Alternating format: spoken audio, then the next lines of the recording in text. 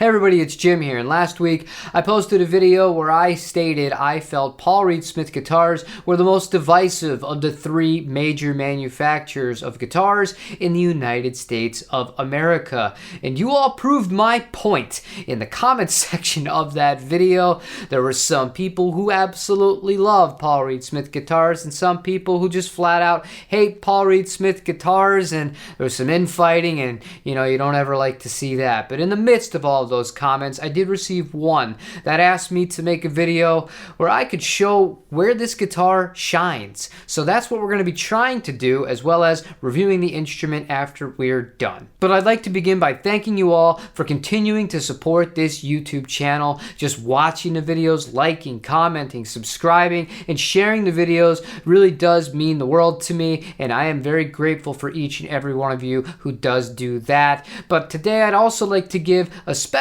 thanks to our two newest channel members, Mr. Simpson and Chad Romney. They join an illustrious list of other people who have been supporting in that manner for quite some time. I'm not sponsored in any way, so everything I'm going to be saying is totally on my own here. We do have affiliate links down below, and that's going to be the end of all of that sort of conversation. But I did want to make it a point to say thank you before we get started. So, the rundown.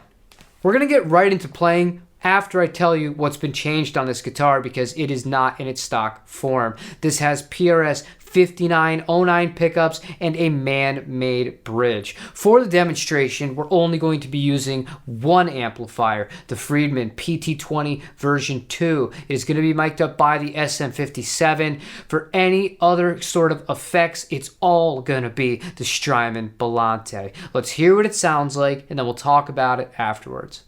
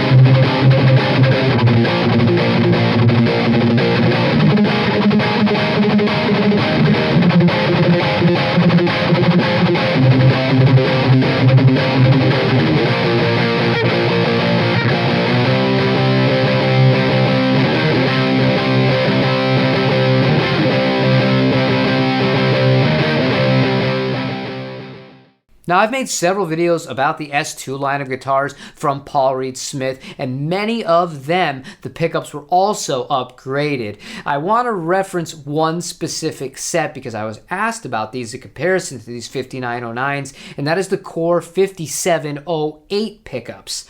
The very first thing that I noticed when I plugged this guitar in and I went to the neck pickup was how much hotter it sounded. And you might be thinking, watching this demo before I'm telling you this, maybe I should lower that pickup. No, this pickup is almost recessed into the ring. It's just that hot. Even with the gain on 2 and the master crank to try and get a clean tone, which pretty much every other guitar I have in this room would duplicate what I wanted to do there, this one is just a bit hotter than that. So compared to the 5708s, I feel like if you're playing on the edge of breakup most of the time and then you delve into higher gain, this will be a really good match for you. But if you really prefer cleaner sounds and a cleaner bass tone, the 5708s, they would be my pick. The man-made bridge is a big improvement over the stock unit, which is also found on the SE line of guitars. I don't have a problem with it per se. It's not deficient, but you definitely notice the improvement with this bridge. But getting down to brass tacks, I'm going to try to answer the question that was posed to me.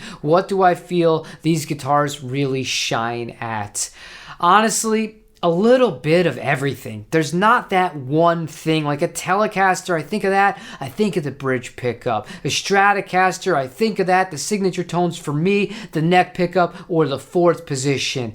Gibson's Les Paul, the neck pickup, dirty, is to die for. In the middle, clean, great. Those are all like signature sounds that I really love.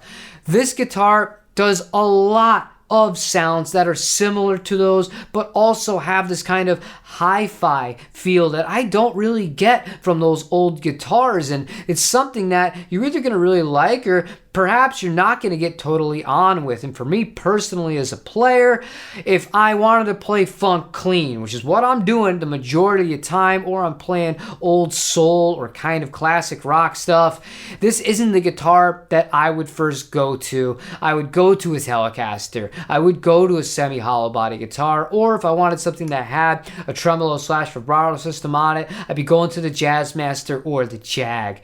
I think that these are excellent for lead guitarist. If I had to pick one thing that I would say is, yeah, absolutely, it's for a lead guitarist, like somebody who plays in a band where primarily what you're going to be doing is taking care of all the solos and the things of that nature. It's sitting on top of the rhythm guitarist.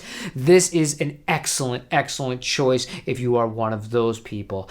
Outside of that, if you're a professional and you want to have a musician's tool in the studio that can kind of pull off a lot of things in a pinch, also an absolute great shout for that. If you're a gigging musician who is going to be playing in multiple different genres and you don't want to have to change guitars in between songs or in between sets, again, same kind of category there. Amazing. If you're somebody who's just a hobbyist, you're not a pro, you just love guitars, but you don't want to spend the money to have a billion different guitars. You want something that's comfortable. You want something that can be affordable depending on which PRS that you buy and whether it was new or used.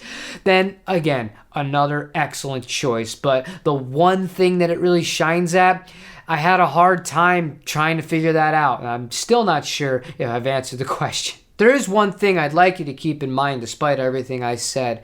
All of that was my opinion, what I like to play, the guitar tones that I enjoy and I gravitate towards when I'm writing and I'm playing. They just don't happen to align with this guitar, but I wouldn't let that put you off. The only way you're going to know is to try in person, and that goes beyond Paul Reed Smith, regardless of what line of Paul Reed Smith it is. That's for any brand or make of guitar. The only way you're going to find the one that really speaks to you is by trying out as many as you can. And when you do find the one, maybe don't try to overcomplicate it and make foolish decisions like I have in the past. And I feel like I somewhat did here, although I have learned a lesson about this specific guitar, because it can end up costing you a lot of money when what you already had was already in the house to begin with.